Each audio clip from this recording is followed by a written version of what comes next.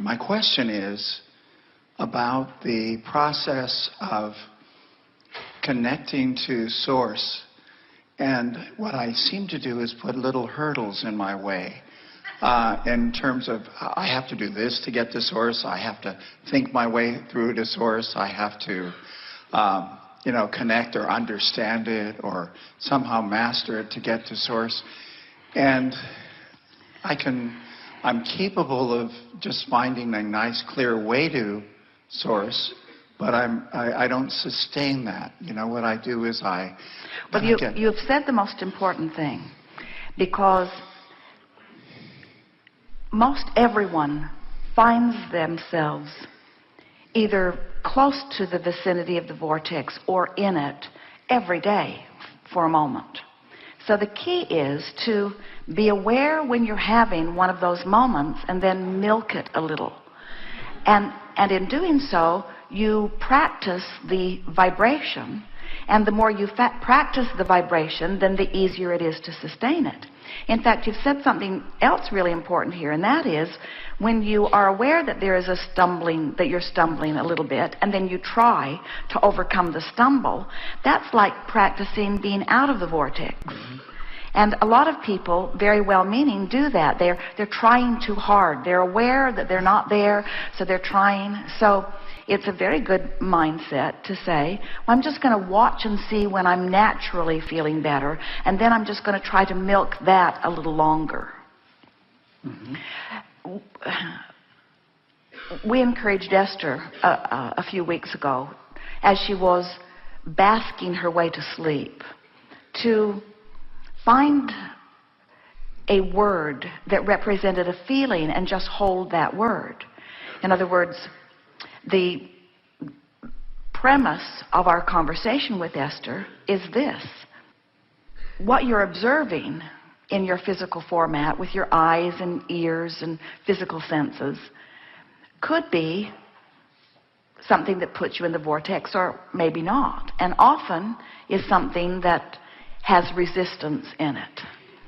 So then we ask Esther to contemplate how what's in the vortex is not something that you can see or hear. In other words, this is a vibrational reality. This is a vibrational reality that, if you allow it, will manifest so that you can see it and hear it and smell it and taste it and touch it.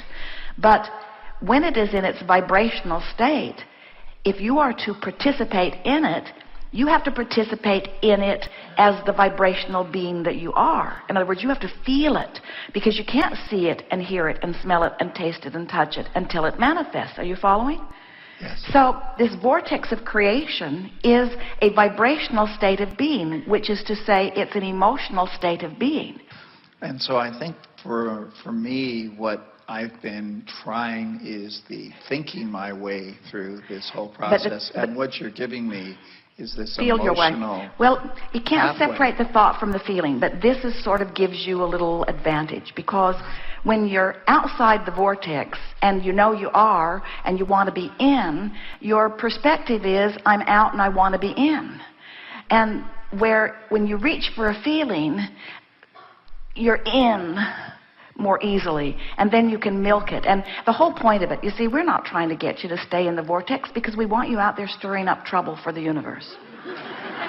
In other words, it's normal that you would be out there selecting, and we want to say that you're going to discover that there are even vibrational variety inside the vortex. In other words, the difference between passionate or that powerfully energized feeling of excitement is a different vibration than ease.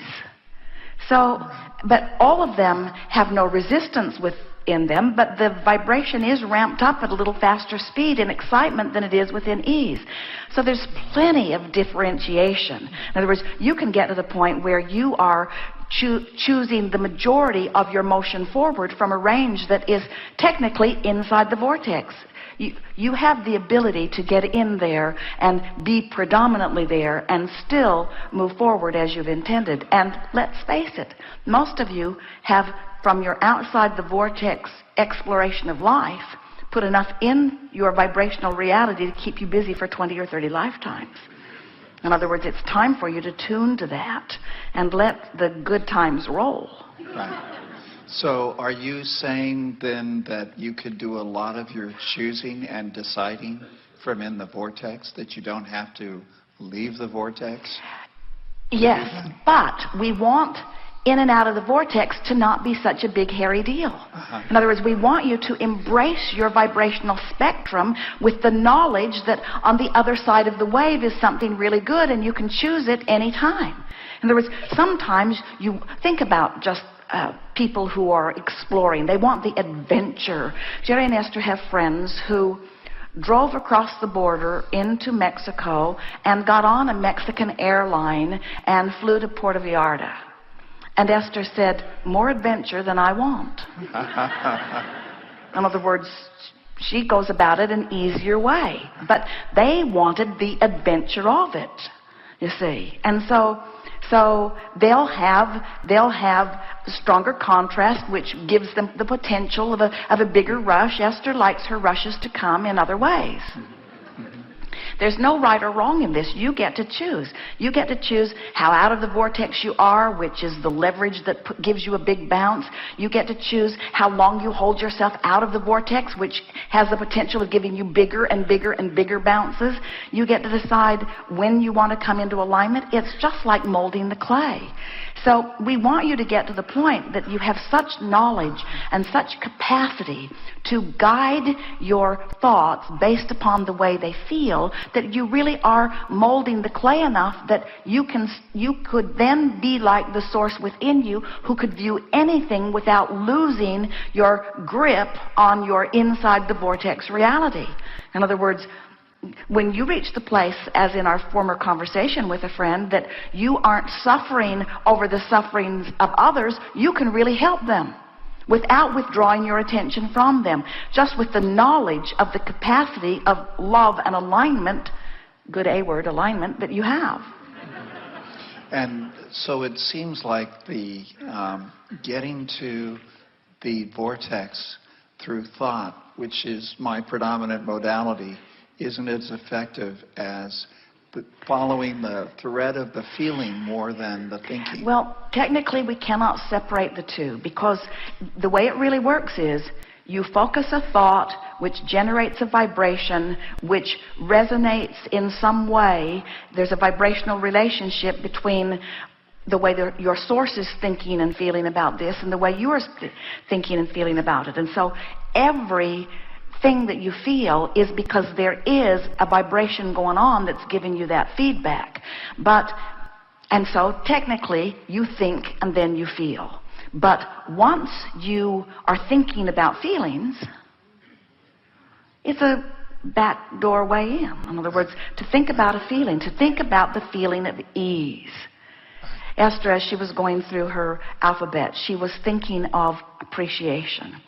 And right away, in the feeling of appreciation, she thought about the other day, she and Jerry were at their favorite restaurant. It's a little place, a little local place close to where they live in Del Mar. And it's a place that's up and coming, and they're so appreciating how it's evolving. And they were sitting there just sort of appreciating and basking in the wonderful moment that they were having, and they were noticing a couple sitting at a new bar on a new bar stools, sort of snuggled in together in total comfort in their environment. And then she watched some people over there who were obviously just having such a good time, and she's watching the staff moving around, and she is appreciating. It was just one of those moments in time where the appreciation was so palpable that it was like the best moment that she'd ever lived in her life. And she's saying to Jerry, do you feel this? And he was saying yes. And then they sat there for an hour and tried to identify why it felt so good. Why does this feel so good? I think it's the new bar stools. I do. I think it's that they're so comfortable. Look at those two. Look how comfortable they are sitting there. Maybe it's because they're in love. That must be it. They're really in love. Can you see that they're in love? Listen to that lady smacking her lips. She's loving what she's eating. That must be it. Look at Tommy in the kitchen. See the grin on his face? I think that's what it is about.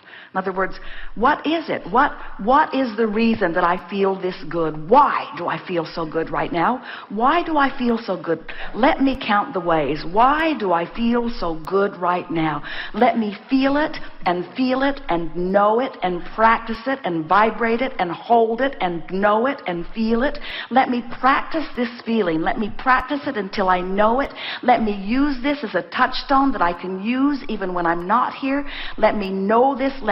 And you got to know the environment that they're focused upon benefits dramatically by that. In other words, it sends this vibrational advertisement from the rooftop of this place that says to anyone within 100 miles, if you want to feel good, you should get off the freeway here. If you want to feel good, you should get off the freeway here.